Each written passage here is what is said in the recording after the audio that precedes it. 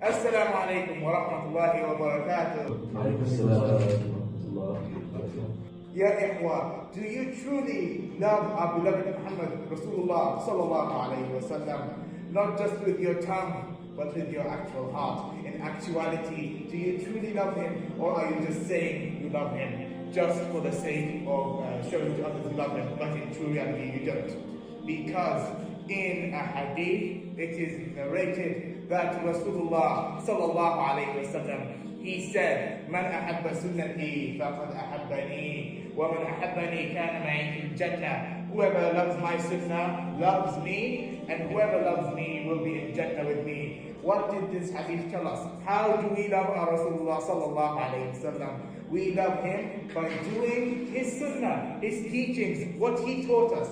Everything which he taught us, everything which he did, what he liked. If we just say we love Rasulullah sallallahu alayhi wa sallam, but we don't act upon his teachings, we don't do any of the sunnah, we backbite, we lie, we do half things, we go against everything what he taught, then is this true love for Rasulullah sallallahu alayhi wa sallam? Clearly not. If we actually love Rasulullah sallallahu alayhi wa sallam, we would strive to do the best and follow his teachings, his sunnah, everything which he taught us, and follow Islam to the best of our abilities.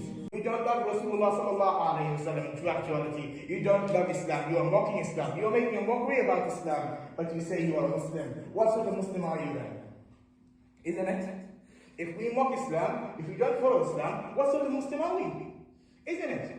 So, if we truly love Islam, and if we truly love Allah Azza wa Jal, and if we truly love Rasulullah sallallahu alayhi wa sallam, we will strive to follow everything which has been taught to us, to follow the Sunnah, to follow the Islamic teachings, to abide by what has been given to us, and to abstain from what has been prohibited for us.